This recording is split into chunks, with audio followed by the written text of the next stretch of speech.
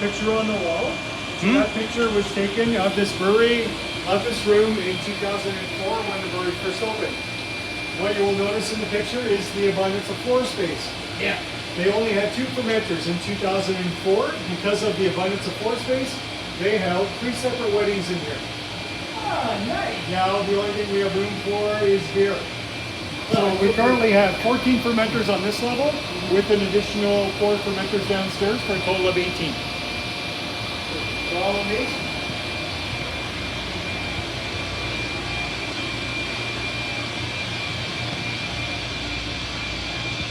Alright, so right about here is perfect.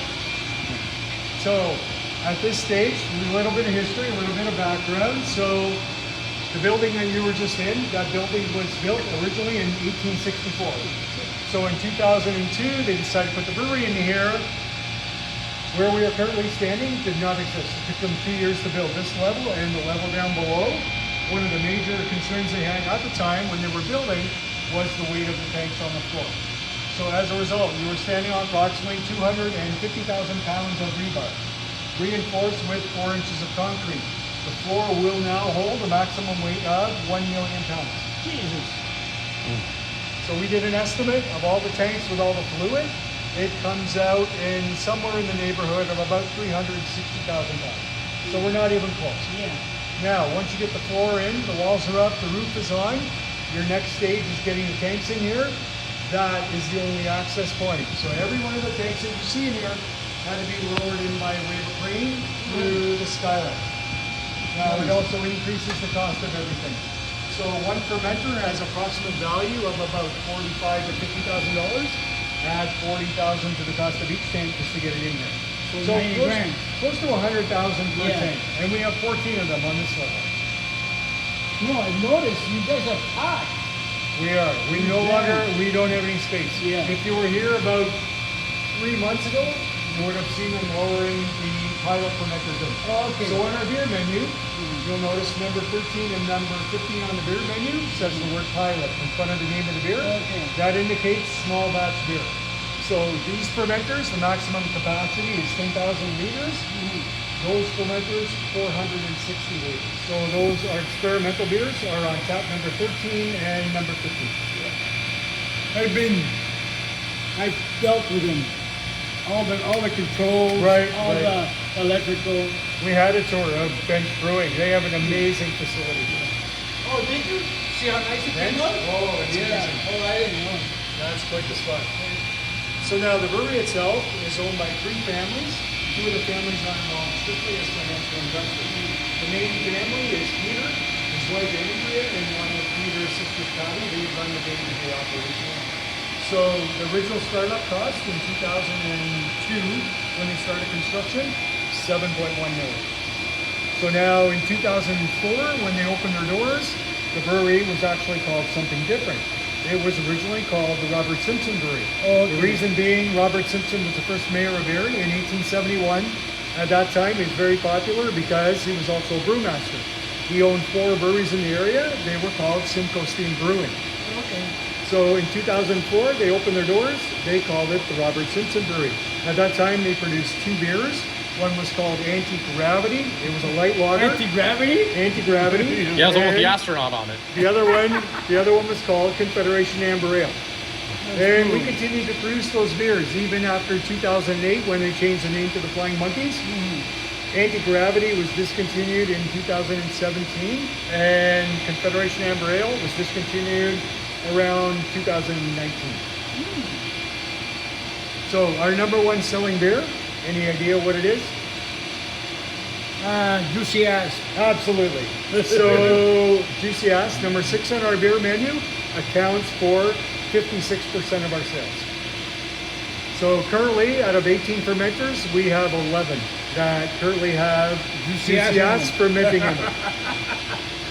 So now, within Canada, the unit of measurement that we use for beer production is hectoliters. So hectoliters goes up in increments of 100. So this would be 10,000 liters or 100 hectoliters. Now, because of the brewing process, we only utilize 70% of each fermenter. So that would be 7,000 liters or 70 hectoliters.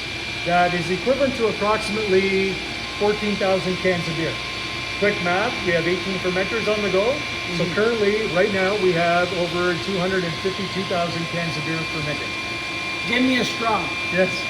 So now, in 2022, we produced, over that 1 year period, just a little over 32,000 hectoliters of beer. Jesus, That is that's a lot equivalent of beer. to 6.1 million cans.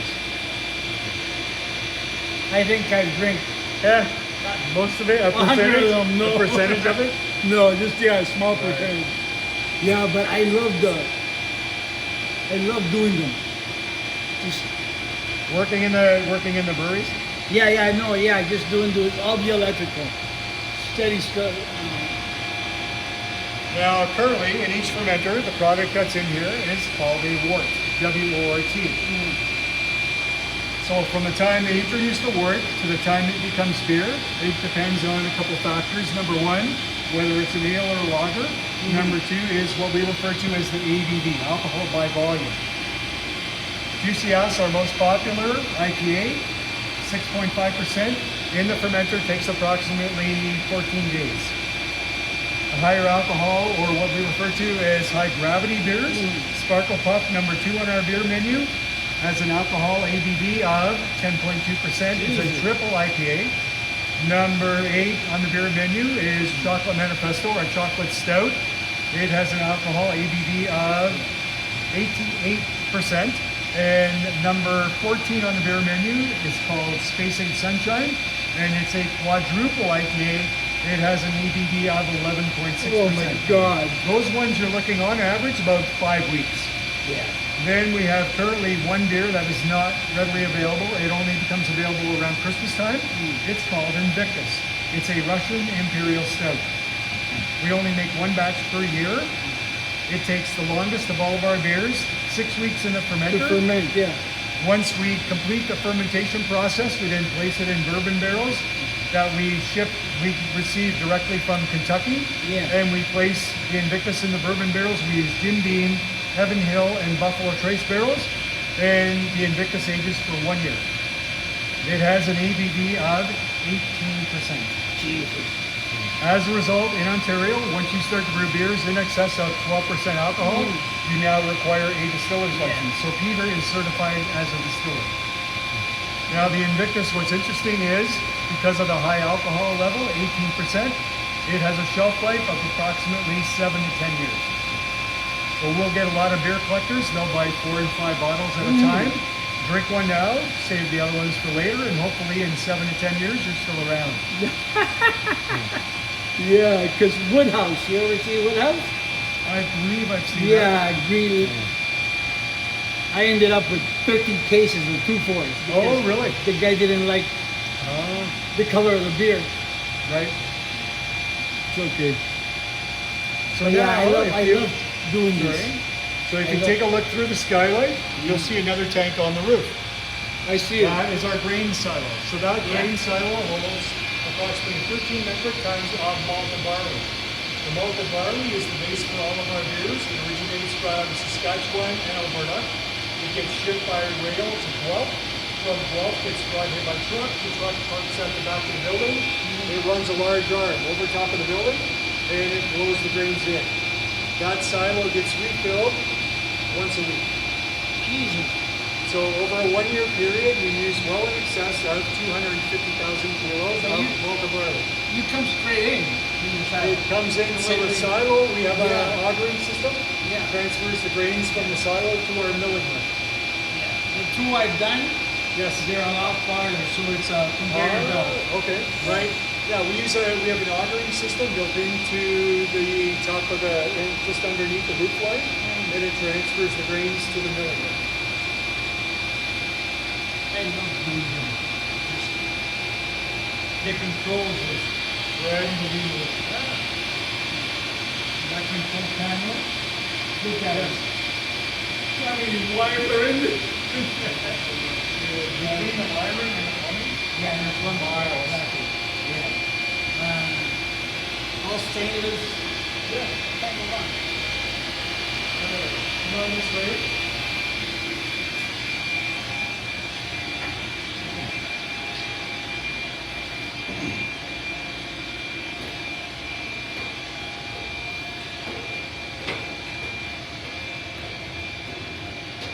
So this part of the brewery is referred to as the brew house. This is where they make the wort that goes into the large fermenters. Each kettle, maximum capacity is 3,500 liters or 35 hectoliters. As you can see, our pilot fermenters located on the next level. Those ones are maximum. We have 4 pilot fermenters. Those are 460 liters. Now, the main reason why we're specifically located here, it's difficult to see, but across the street, there's a brick building located just in the trees.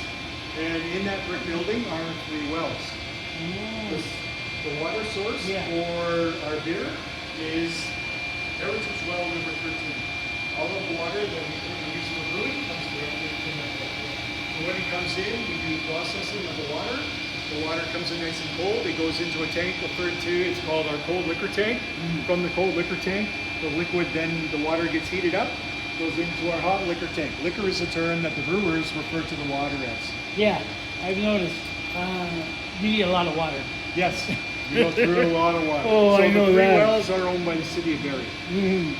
Now, this is the malted barley. This is the product that's the base for all of our beers. This is the product that originates from out west in Canada. Yeah. We do incorporate other grains that we do import from Germany.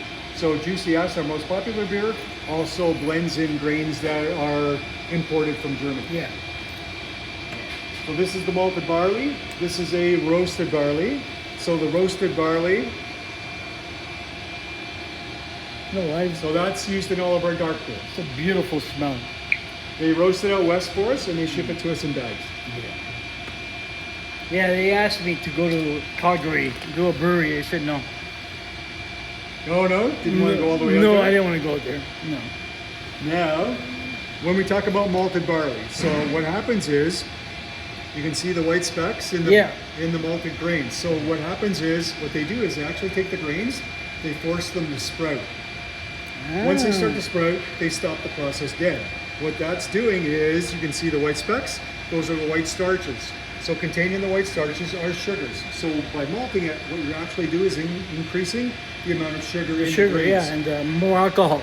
Right, exactly. So the part of the process is we transfer the grains from the silo on the roof to our milling room located behind those tanks.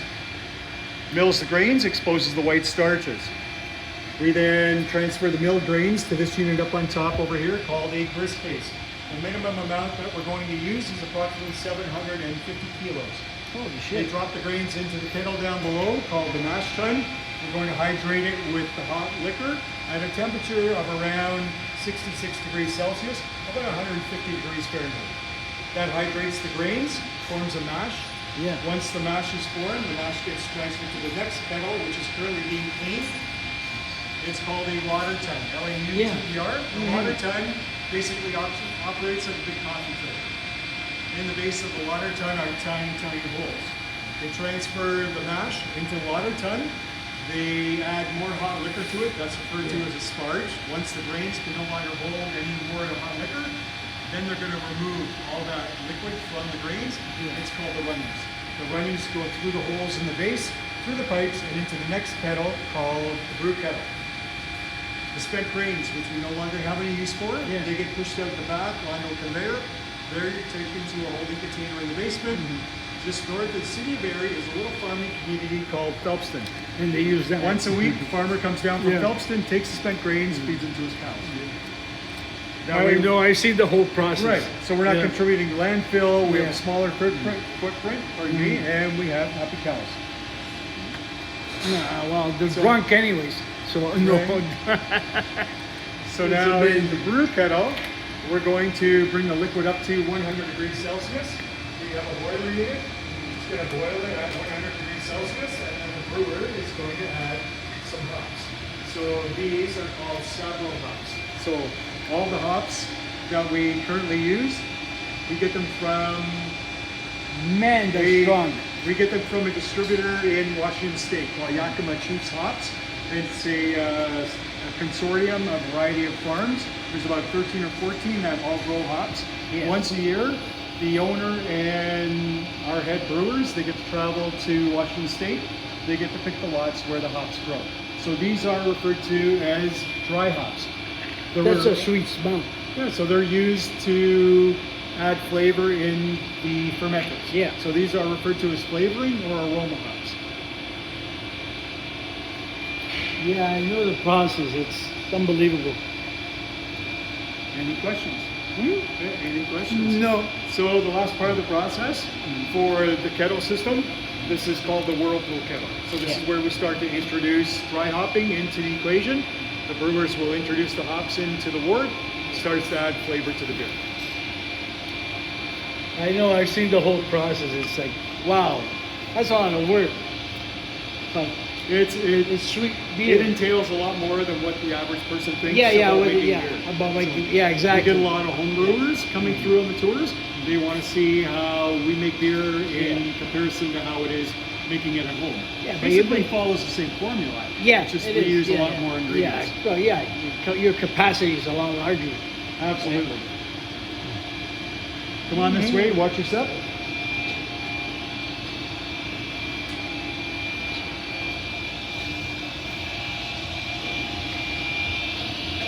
The big tanks.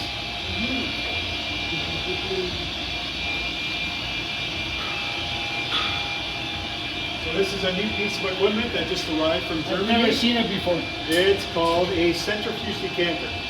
So we do have a centrifuge downstairs that does most of the primary filtering. Yeah. This hasn't been hooked up yet. It only arrived about 2 weeks ago.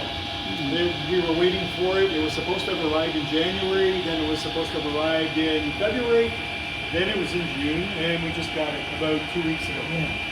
And it's going to enable us to capture more of our product in the bottom of the fermenters once they drain the fermenter. Look at this German, eh? So Yeah, but they're all German. directly from Everything. Germany. Yeah, everything's from Germany. Excellent. Follow me. Come on this way. Thank you.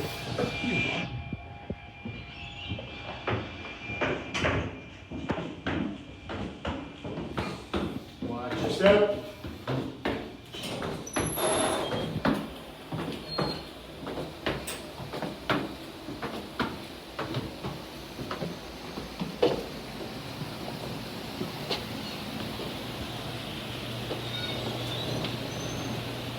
I love the smell. Yeah. This is our production area. We have 5 people that work down in production. Give you an idea of, so these fermenters on the left-hand side, those fermenters are the newest ones as of 2018. They look brand new. They were custom made for us because we don't have the ceiling clearance. Yeah, you don't have the These were height. custom made in China for us. And they were cheaper to bring in because we have a garage door. In 2016, that was originally our bottling line. It ran the whole length of the wall. At that time, it would bottle 55 bottles of beer in a minute. Yeah. In 2016, the LCBO requested that we start to incorporate cans into our beer lineup. They purchased a little small canning line, set against the wall on the right. It would can 37 cans of beer in a minute. So between 2016 and 2018, 2/3 of our product was still going into bottles, 1/3 of it was going into cans. In 2018, along came our most popular beer, QCS, and as a result, with 14 fermenters on the main level, we couldn't make enough beer to meet the demand. Yeah, exactly. So as a result, we disassembled the bottling line. We had to bring in 4 new fermenters, and as I mentioned earlier, they were custom made for us in China. As a result of disassembling the bottling line, 100% of our product was then transferred to the canning line at 37 Okay, yeah. cans in a minute. That canning line was It worked- flies. It flies, but at 37 cans a minute, Yeah. it was a lot of work. Yeah. And we had a lot of issues with the old canning line because it was overworked, Yeah. because we make a fair amount of beer. I've noticed. Approximately 4.5 years ago, Peter, the owner, ordered a new canning line. Each one of these units is ordered individually. Hello? So the 2 units on the left, each one of these units was ordered individually, not as a complete system. So the 2 units, we have a tray wrapper. It wraps the cans onto a cardboard base to Yes. make the case of beer. The unit beside it, it's called a tray former. It just simply bends the cardboard to make the base. Those two units originate from Italy. We have a robot that does all the heavy lifting. That robot originates from Sweden. We also have a unit that does the shrink wrap labeling on the cans, except for Juicy Ass and Sparkle Puff. Because we sell such a large quantity of product, those cans are actually painted ahead of time. So the unit that does the shrink wrap labels, it originates from France. Now the main unit that does the filling of the cans and it places the lids on the cans, that unit's called a filler seamer. It comes from Germany and it does the filler. It's referred to as a filler seamer. Yeah, I know. So yeah, so you've done Yeah, the wiring exactly. before. I know. I just seen Exactly. the whole process. So the original cost prior to COVID was it took a year and a half for delivery, so it was 1.5 million. Now because of the delays from COVID, it took a year and a half for delivery. Once it was finally delivered and installed, the final cost was 2.1 million. Nothing's cheap. We went from the old canning line of 37 cans a minute. With this new canning line, it can operate at a maximum of 220 cans a minute. Hard to So grab one. considerably quicker and a Yeah. lot more efficient. Yeah. It's a process. It is. It's a process. A beautiful process, actually. Any questions? No questions. All right. Come on this way. Watch your step. Watch the side of your head.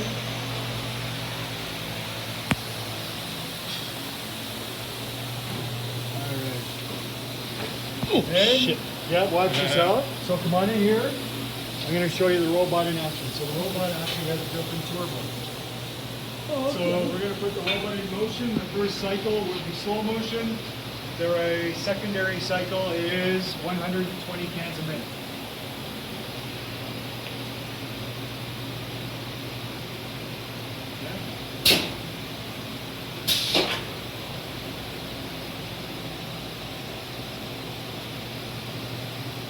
It's amazing, technology.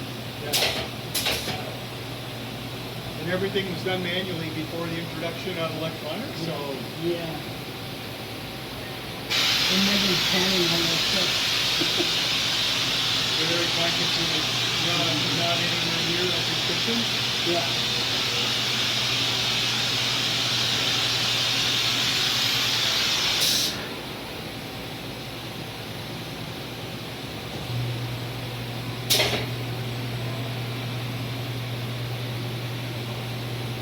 Where's that robot? made?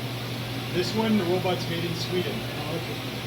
So that company Nav, I've seen it enough times. I didn't know it was from Sweden.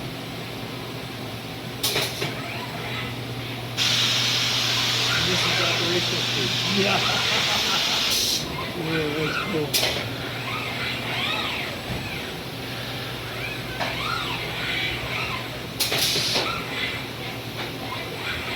I love this thing.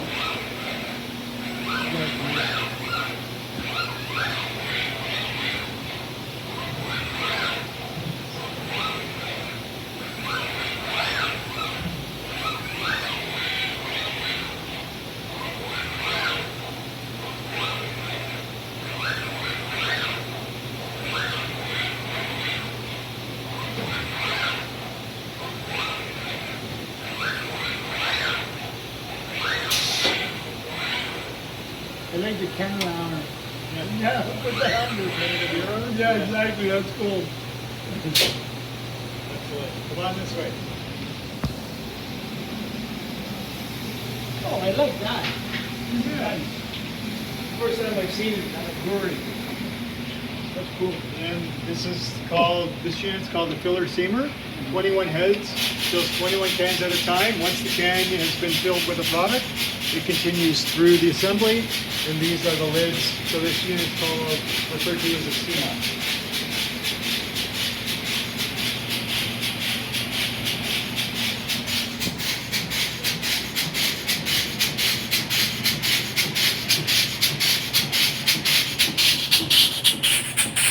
Then come through here.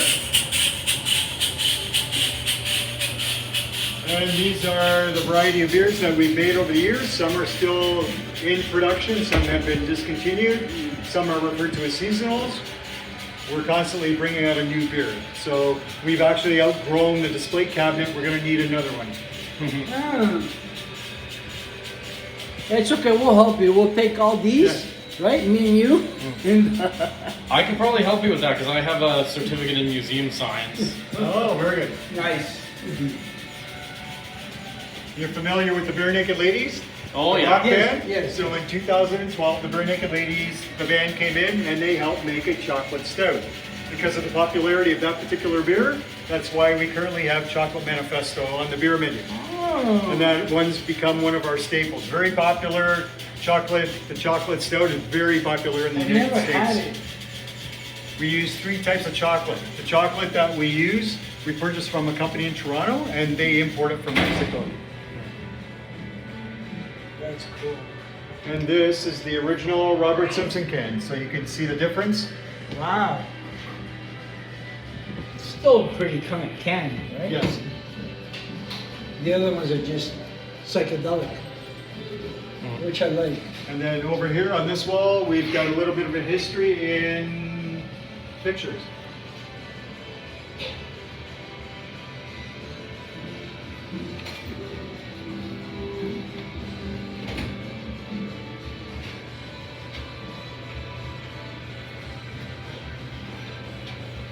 That's a lot of rebar. Yes.